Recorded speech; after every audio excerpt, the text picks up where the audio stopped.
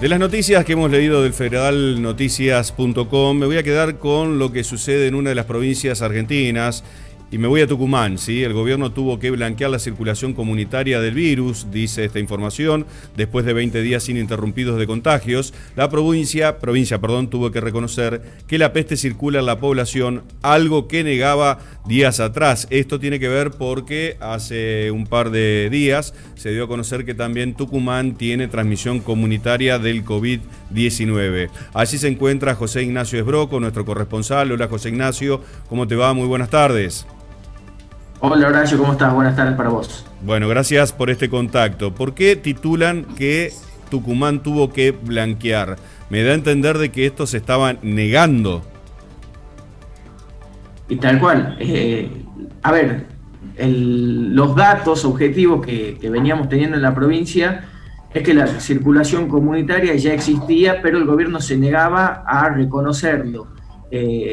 Anteayer recién el CIPROSA, que es el Sistema Provincial de Salud, reconoció que había una circulación viral. Bueno, ayer a última hora anunciaron que hay una circulación comunitaria, es decir que en la provincia hay distintos departamentos, hay 17 departamentos, 19 intendencias, ya en todas están los datos o los contagiados en la provincia, que ya hemos superado los 500 contagios, y hay un dato que es muy importante. Tucumán es la provincia con mayor densidad por habitante de la Argentina, es decir, que por cada metro cuadrado hay muchos tucumanos y por eso la posibilidad de contagios se extiende más todavía. Por eso, digamos, nosotros planteamos esa información porque el gobierno se negaba a reconocer que había circulación comunitaria. Y hay un dato también muy interesante. El viernes de la semana pasada, 4 municipios de los que conforman el Gran San Miguel de Tucumán, que son San Miguel de Tucumán, Banda del Río Salí, Tafí Viejo y Yerbabuena, le presentaron un pedido de audiencia a la ministra de Salud, Rosana Chala, para conversar porque sospechaban de que el gobierno de la provincia estaba ocultando la información.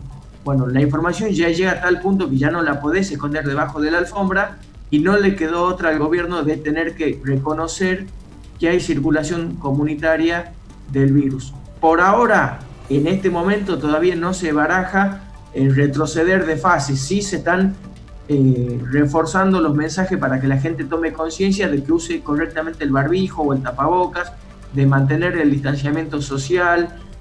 Bueno, lo que sí se volvió para atrás es en las reuniones familiares, como el decreto presidencial lo estipuló.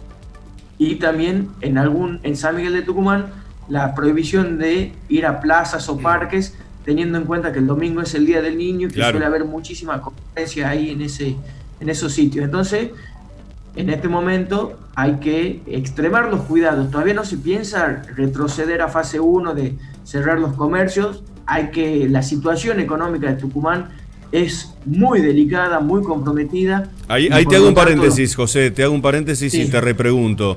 ¿Vos entendés que la decisión del gobierno era tratar de ningunear o no blanquear los números de COVID para que el sistema económico se pueda lograr la mayor cantidad de aperturas posible, teniendo en cuenta la crisis económica que hay en todas partes y Tucumán también? ¿Esto vendría a ser alguno de los motivos por lo que pensás que se ocultaba esta información?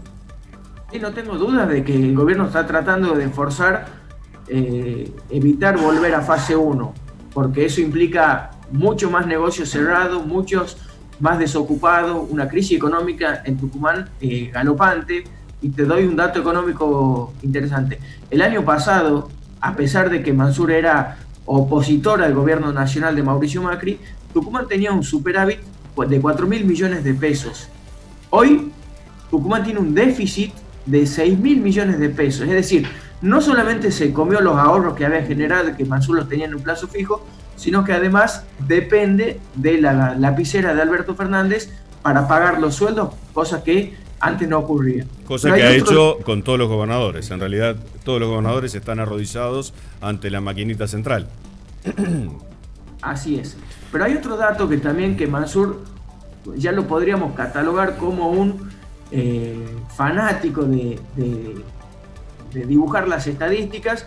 Entre el 2003 y el 2007 fue ministro de Salud de la provincia de Tucumán, y Tucumán fue noticia en ese momento por ocultar los índices de mortalidad infantil, un índice bastante descriptivo de la realidad socioeconómica de la provincia, y Mansur logró en ese momento dibujar la estadística, fue un escándalo nacional en ese momento. Por eso sorprende que en este contexto intenten también de ocultar las cifras de los contagiados y fallecidos por coronavirus. José, bueno, aprovecho para saludarte. Quería saber básicamente cómo fue el acatamiento por parte de la gente. ¿La gente hizo caso, prestó atención o realmente, bueno, fue un caso omiso a las disposiciones y a los pedidos que se hacían de mantener la distancia, usar barbijo y demás? Creo que el principal problema en Tucumán es que la gente no usa el barbijo como corresponde, que te tape la nariz y la boca.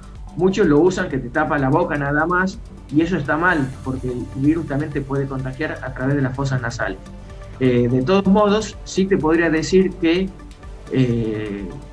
los tucumanos, como en gran parte del país, como que se relajaron en los últimos tiempos y le vencieron le vencieron el miedo al coronavirus, o tienen mayor una necesidad de salir a laburar o a conseguir alguna changa, que no les importa contagiarse con tal de tener algo para comer. O poco y mucho de las dos cosas. No difiere mucho de lo que pasa en el país. Tal cual.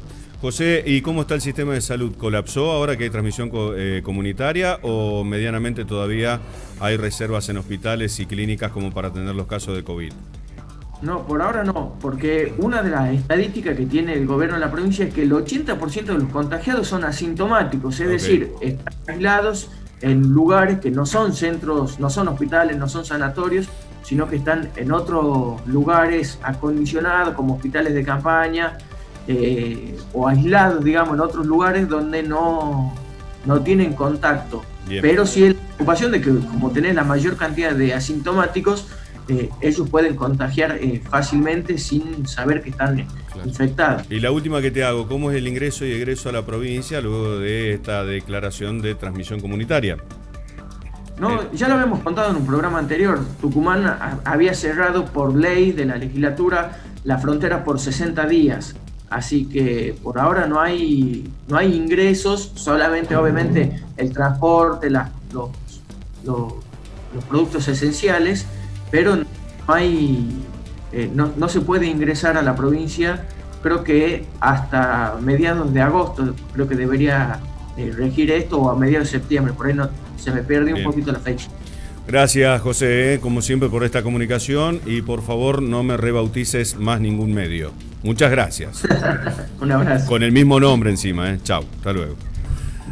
José Ignacio Broco, entonces desde Tucumán, dando cuentas de otra de las provincias que tuvo que reconocer, según la información del federalnoticias.com, esta estadística que evidentemente estaba oculta.